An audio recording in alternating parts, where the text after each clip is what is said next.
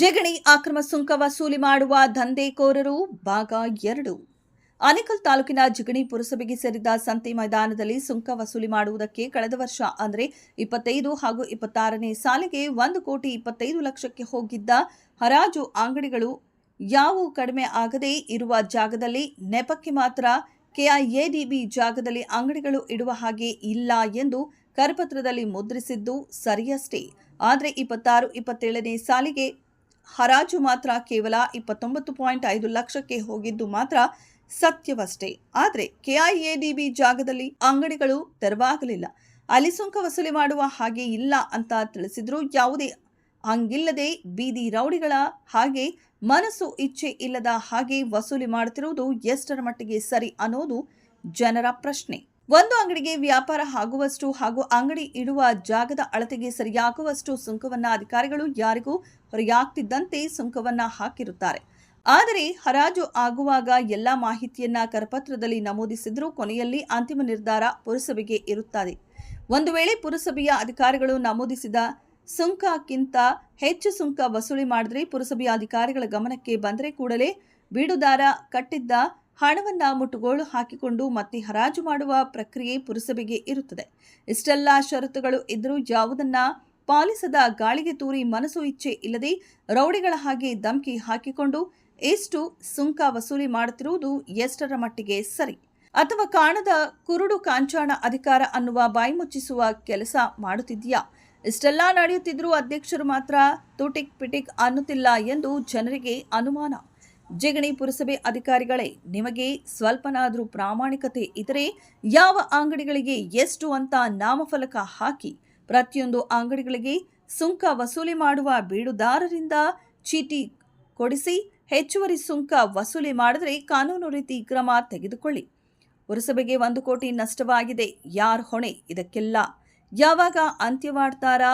PD Geetha ಅವರು ಹಾಗೂ DMA Ravindra ಅವರು ಕಾದು ನೋಡಬೇಕು.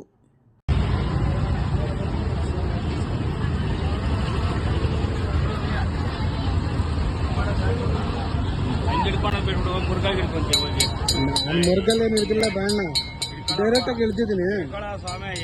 ಆಯ್ತು ತಗೊಳ್ಳೋಣ, ತಗೊಳ್ರಿ. ನನ್ನ ಮರಗಲ್ ಏನು ಹಿಡ್ದಿರಲ್ಲ. ತಗೊಳ್ರಿ. ನಾನೇನು ನಿಮ್ಗೆ ಅಡ್ಡಾಗ್ತಾ ಇದ್ದೀನಿ, ಕಲೆಕ್ಷನ್ ಮಾಡ್ಬೇಡ್ರಿ ಅಂತ. ಇಲ್ಲ ಆಯ್ತು ತಗೊಳ್ರಿ. ನಾನು ನಿಮ್ಗೇನು ಅಡ್ಡಾಕ್ತಿದ್ದೀನ? ಆಯ್ತು.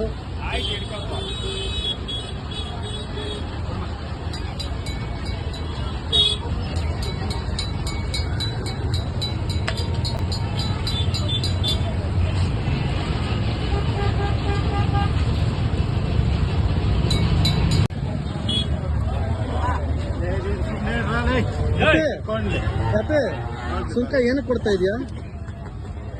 ಸುಂಕ ಏನಕ್ಕೆ ಕೊಡ್ತಾ ಇದೆಯಾ? ಇಲ್ಲಿ ಕಲೆಕ್ಷನ್ ಮಾಡಬಾರ್ದು ಅಂತ ರೂಲ್ಸ್ ಆಗಿದೆ. ಇವ್ರು ಯಾರು ಸುಂಕ ಕಲೆಕ್ಟ್ ಮಾಡೋದಕ್ಕೆ? ನಮಗೂ ಕೊಡ್ತೀರಾ ಕಾಸು? ಇಲ್ಲಿ ಸುಂಕ ಕಲೆಕ್ಷನ್ ಮಾಡಬಾರ್ದು ಅಂತ ರೂಲ್ಸ್ ಇದೆ.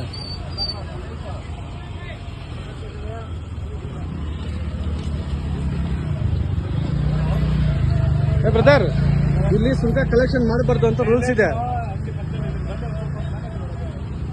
ಇಲ್ಲಿ ಯಾರಿಗೂ ಕೊಡಂಗಿಲ್ಲ, ಇಲ್ಲಿ ಯಾರಿಗೂ ಕೊಡಂಗಿಲ್ಲ.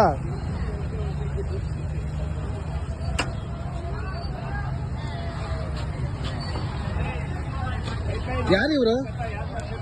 ಅಟ್ಲೀಸ್ಟ್ ಯಾರೊಂದು ಕೇಳ್ಬಿಟ್ಟು ಅದು ಕೊಡ್ಬೇಕಲ್ವಾ?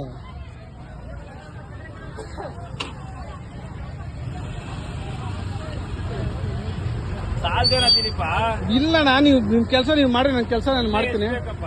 ನಿಮ್ ಕೆಲಸ ನೀವು ಮಾಡ್ರಿ. ಆಯ್ತು.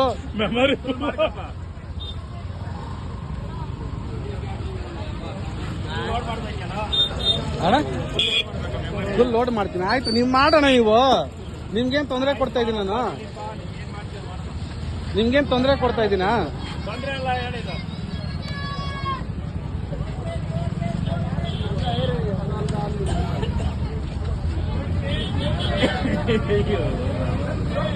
ಅಕ್ಕವ್ರೆ, ಇಲ್ಲಿ ಸುಂಕ ಕಟ್ಟಬಾರ್ದು ಅಂತ ರೂಲ್ಸ್ ಆಗಿದೆ, ಗೊತ್ತಾ ನಿಮ್ಗೆ?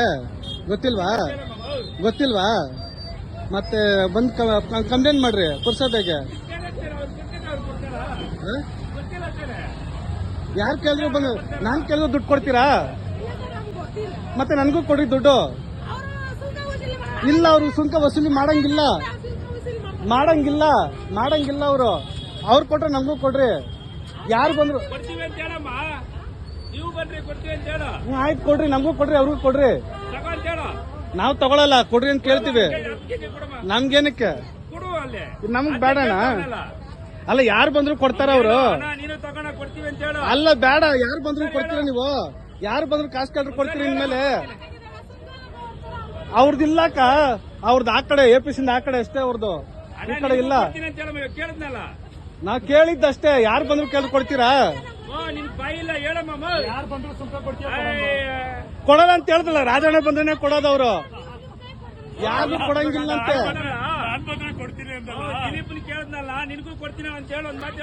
ನಾನು ಕೇಳ್ತೀನಿ, ಕೊಡೋ ಅವಶ್ಯಕತೆ ಇಲ್ಲ.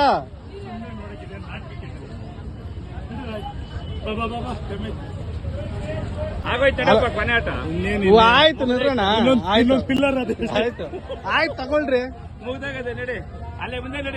ತಗೊಳ್ರಿ, ಆಯ್ತು. ಬರಲೇ ಇವನ್ ಇನ್ನ ಸರಿಯಲ್ಲ ಒಂದು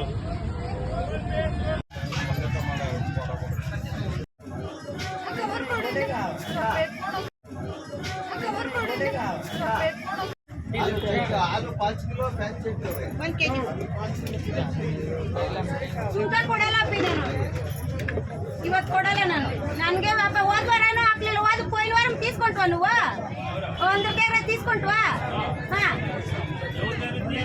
మడే ఇప్పుడు ఎలా వచ్చిందో తీసుకునేదానికి నాకు బిల్లు మడ నా ఇస్తాను, నేను నువ్వు అడగనంతే ఇస్తాను బిల్లు నాకు. ఆంటీ ఈ బిల్లు దేతా బాయ్ ఎంత? పోయిన వారం అందరి దగ్గర తీసుకుంటే నేను ఇస్తాను. అందరి దగ్గర తీసుకునేలా నువ్వు, అదే అందరి దగ్గర తీసుకునేలా. ಎಷ್ಟು చేస్తాను నేను, చేస్తాను. 1 ನಿಮಿಷಪ್ಪ ಕೊಡ್ತೀನಿ. ಪೂರ ಬೇಕಾ ನಿಮ್ಗೆ?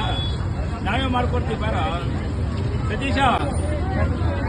ಯೋಯ್ ಬಾರ ಇಲ್ಲಿ, ನೀನು ಬಾರ, ನೀರು ಬಾರ. ಹಂಗೆ ಊರೆಲ್ಲ ಭೇಟಿ ಬಿಟ್ಬಿಟ್ಟಿದ್ದೀವಿ. ಇಲ್ಲಿ ಬರ್ಕಂತ ಸವಾಲ್ ಮಾಡಪ್ಪ.